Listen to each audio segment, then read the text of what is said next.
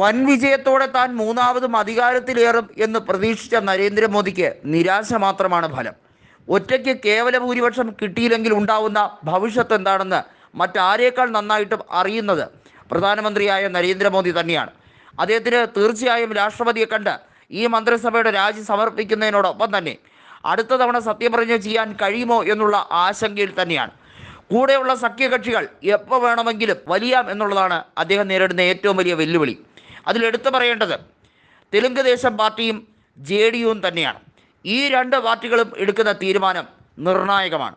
തെലുങ്ക് ദേശം പാർട്ടിയുടെയും JDUയുടെയും MP മാർ അവർക്ക് ഉതകുന്ന രീതിയിലേക്ക് കാര്യങ്ങൾ വന്നില്ലെങ്കിൽ തീർച്ചയായും BJPക്ക് പിന്തുണ കൊടുക്കില്ല എന്നുള്ളതിൽ ഒരു സംശയവും വേണ്ട.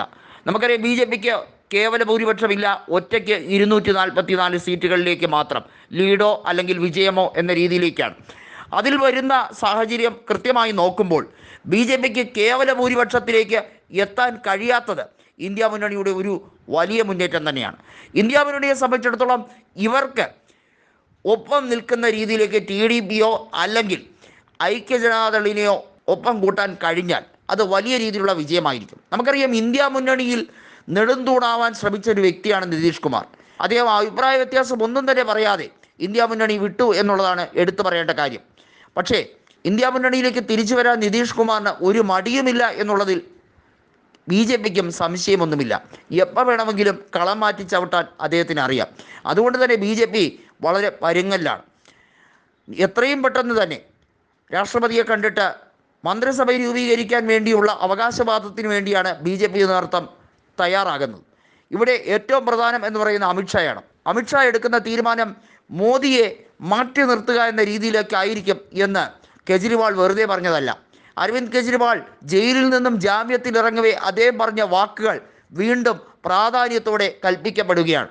അതായത് അരവിന്ദ് കെജ്രിവാൾ പറഞ്ഞൊരു വാക്കുണ്ട്, നരേന്ദ്രമോദിക്ക് പ്രധാനമന്ത്രി പദം ഇനി ഒരിക്കൽ കൂടി കിട്ടില്ല. അത് രാഹുൽ ഗാന്ധി ഉൾപ്പെടെയുള്ളവർ ആവർത്തിച്ച് പറയുകയുണ്ടായി.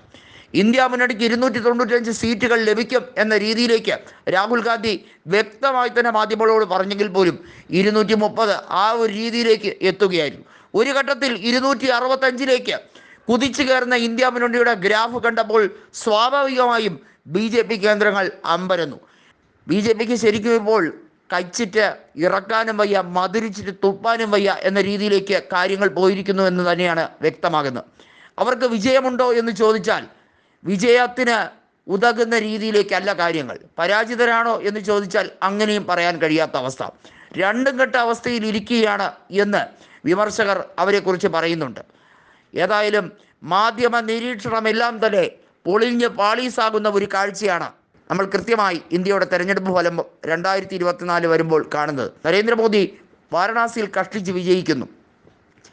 കേരളത്തിൽ 20ൽ 18 സീറ്റും UDF ജയിച്ചപ്പോൾ ഒരു സീറ്റ് മാത്രമാണ് LDF ജയിച്ചത്. എന്നാൽ അപ്രതീക്ഷിതമായി തൃശ്ശൂരിൽ NDA 75,000-ഓളം വോട്ടുകൾക്ക് ജയിച്ചത് കൃത്യമായി തന്നെ UDF വിലയിരുത്തുന്ന കാര്യം തന്നെയാണ്. UDFനെ സംബന്ധിച്ചിടത്തോളം എടുത്തു പറയത്തക്ക നേട്ടം ഉണ്ടായ സംസ്ഥാനങ്ങൾ കേരളം, ഉത്തർപ്രദേശ്, അതുപോലെ തന്നെ മഹാരാഷ്ട്ര തുടങ്ങിയിടങ്ങളിൽ വലിയ രീതിയിലുള്ള മുന്നേറ്റം ഉണ്ടാക്കാൻ സാധിച്ചു. മഹാരാഷ്ട്രയിൽ 12 സീറ്റുകളോളം നേടിയെടുക്കാൻ കഴിഞ്ഞ ചെറിയ കാര്യമല്ല. അതുപോലെ തന്നെയാണ് രാജസ്ഥാനിൽ അവർ 8 സീറ്റുകൾ നേടിയെടുക്കാൻ കഴിഞ്ഞു. സഖ്യകക്ഷിയായിട്ടുള്ള CPIMനും ഒരു സീറ്റ് കിട്ടി. തമിഴ്നാട്ടിൽ നിന്നും 9 സീറ്റുകൾ നേടിയെടുക്കാൻ കഴിഞ്ഞു. കോൺഗ്രസ് ആ രീതിയിൽ നോക്കുമ്പോൾ ദേശീയതലത്തിൽ 100 എന്ന രീതിയിലേക്ക് ടാലി കടക്കില്ല എന്ന് BJP നേതൃത്വം പറഞ്ഞതിനെ ശക്തമായി അതിന് കൊടുത്ത മധുര പ്രതികാരമായി തന്നെയാണ് ഇത് കണക്കാക്കേണ്ടത്. വോട്ട് ഷെയറിലും കുത്തനെ വർദ്ധിച്ചു എന്നുള്ളതാണ് എടുത്തു പറയേണ്ടത്.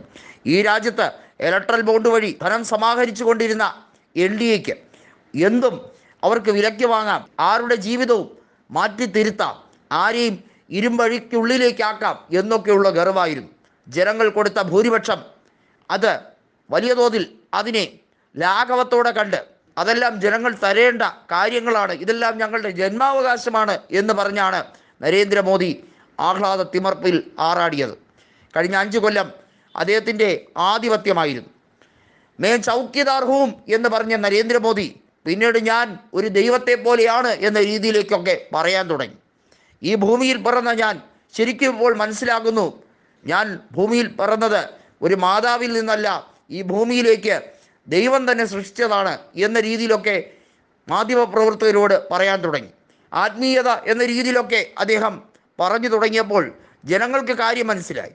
വികസനത്തിന് പകരം ആത്മീയതയിൽ വർഗീയത കലർത്താൻ വേണ്ടിയുള്ള തീവ്രമായ ശ്രമം, അതിന് കൊടുത്ത മറുപടിയാണിത് എന്നാണ് കോൺഗ്രസ് ആരോപിക്കുന്നത്.